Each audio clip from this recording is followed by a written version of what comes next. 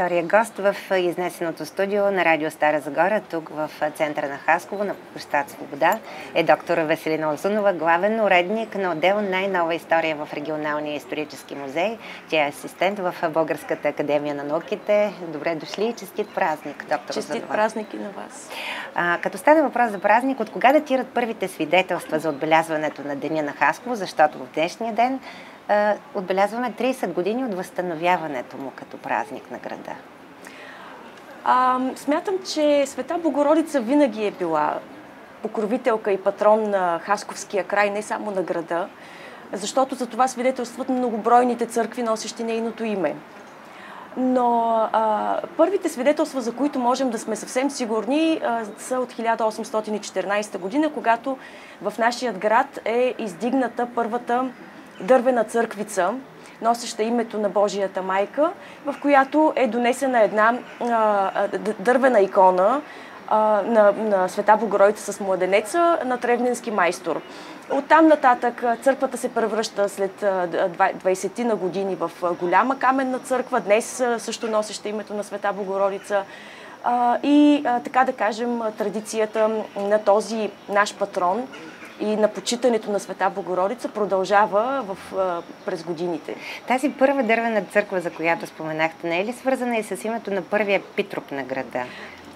Да, тя е построена по инициатива на първия епитроп, който точно в същата година, 1814 година, започва да заема тази длъжност. Тогава е и определено вече да има църковна община.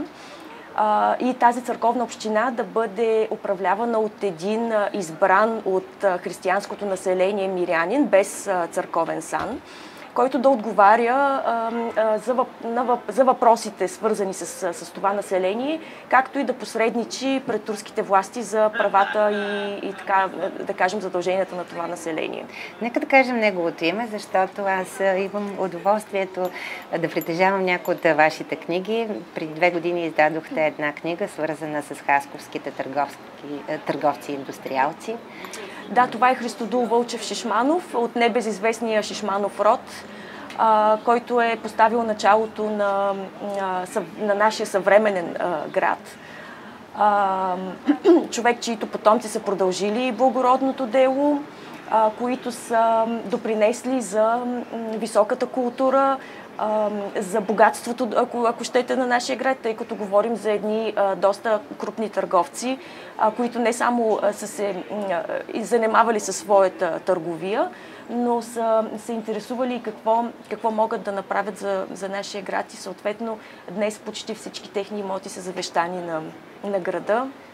И така ние се позоваваме така на историята с техните имена с огромно благоволение. Нека да кажем кои са неговите наследници. Той управлява града повече от четвърт век или четвърт век. Точно четвърт век управлява града. Неговите наследници, той има много деца, всеки от тях така се оставя по нещо, като едно от най-значимите постижения е първата книга на Хасково, написана от неговия първороден син Захария Христодоров, който е едва на 26 години, когато написва тази книга. Това е христоматия, учебник и антология по гръцки език. Тази книга е направена с златни страници, позлатени страници, с позлатена подвързия. Изключително ценно издание, което някои изследователи на ръкописите, намиращи се в Националната библиотека Свети Кирил Методий, смятат, че стойността й е колкото на рибния буквар. Нека да кажем думи за благодарност към благодетелите на Хасково, към тези хора, които са давали не само своите средства, а и своите идеи за неговото развитие, които са подпомагали талантливите му деца.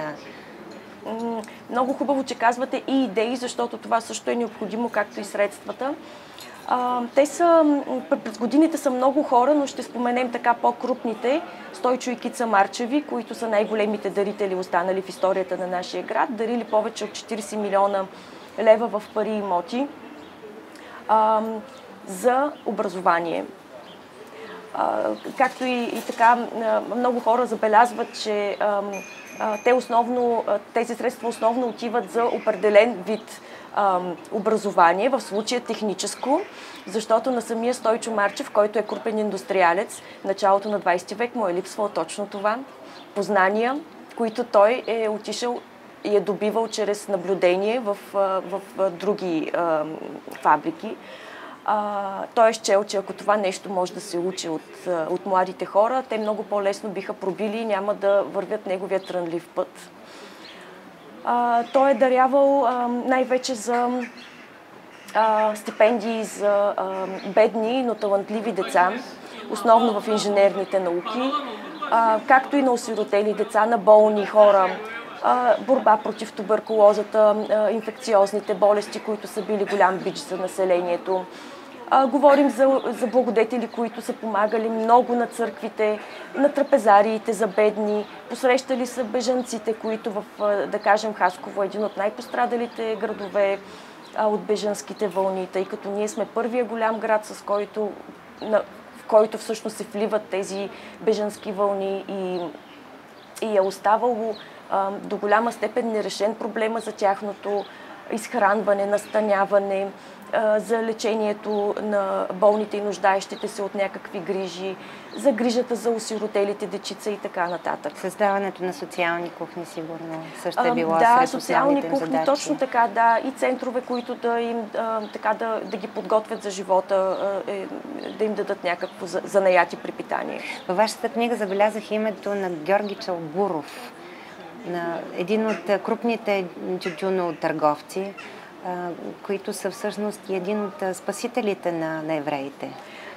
Точно така, Георги Чалбуров, неговата популярност излиза извън рамките на Хасково, тъй като той е и председател на Съюза на тютюнотърговците, народен представител в 2 мандата, човек, който е бил въпреки тихия си характер, е бил с изключително много възможности, не само лични възможности, но той е и така участвал в благородни инициативи, една от които е спасяването на българските евреи. Георги Чалбуров е несъмнено най-големия хасковски тютюнотърговец, през годините работил и така и най-дълго време. Имал е над 1500 работници, така всички са питаели огромно уважение към него. Той е бил и председател, и почетен председател на Съюза на тракийските организации, защото той самият е тракийски бежанец и е роден в робство, както може да си представите. Така, Чалбуров завещава на града много неща. С негови пари се осъществява електрификацията, с негови пари се построява съдебната палата, с негови пари се построяват няколко училища, сиропиталищата, девическите училища, които са за бедни момичета, в която участвала неговата съпруга и вероятно идеята е идвала от нея. Това е име, което всеки в нашия град трябва да помни. Доктор Узунова, колко тези благодетели, колко тези заможни хора на вашия град са взимали участие в политиката? Бих казала, че повечето от тях са взимали участие в политиката, защото тя е неразривно свързана с обществения живот. Изключение прави един Стойчо Марчев, който така нямал интерес към политиката, но пък е финансирал участие на свои близки съратници и бизнес партньори в политиката. Да кажем, че повечето хора са участвали като общински съветници. Като имате предвид, че това не е длъжност, която е облагодетелствана по някакъв начин с пари, т.е. те не са получавали по това време заплащане, така че това е била една длъжност, с която хората са решили, че могат да бъдат и полезни със своята експертиза и със своя опит на нашия град. Разлома русофили, русофоби слага ли траен отпечатък и до кога в политиката? Да, това е разлома, по който слага първо, както казахте, траен отпечатък и второ, той е първия разлом, който българската нация се разединява, защото преди съществуването на това разделение българите са доста по-сплотени доста по-единни в това, което искат да постигнат като общност, като говорим за един град или едно малко селце и като нация в по-широк план.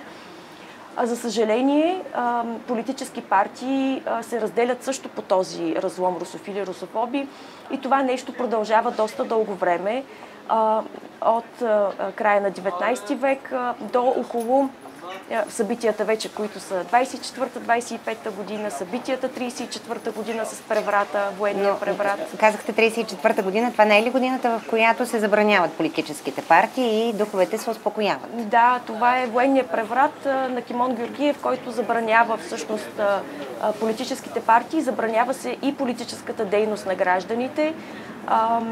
Тоест, никой няма право да участва да води някакъв политически живот или някаква организационна дейност, която води до разделение, в политическо разделение в обществото. Бих казала, че духовете се успокояват. Днес това се ползва така доста спекулативно, но имайте предвид, че за този чисто авторитарен режим на цар Борис III застава неговата достойна фигура, която е моралният гарант, че това няма да бъде изродено в кървава диктатура, в диктатура, която смазва, а не помага на населението. Мисля, че ако не беше крайно необходимо, цар Борис III не би прибегнал до услугите на военните, за да извършат този преврат.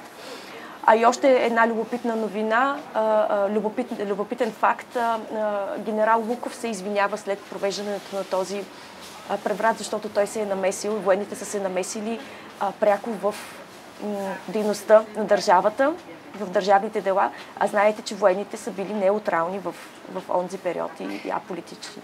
Също така знаем от историята, че много от благодетелите, от заможните хора попадат под ударите на закона за национализация на едрата градска собственост и под присъдите на Народния съд. Всички попадат под ударите на закона за национализацията на частните предприятия. Почти всички попадат под ударите на закона за отчуждаване на едрата градска собственост и много от тях попадат и под ударите на Народния съд или въобще народните съдилища, които следват. Било той под формата на закон срещу спекулата, защото всяка дейност, извършена след 1936 година, се е смятала, всяка стопанска дейност се е смятала за спекула, което, Бога ми, е невероятно, когато днес си го говорим, но е факт.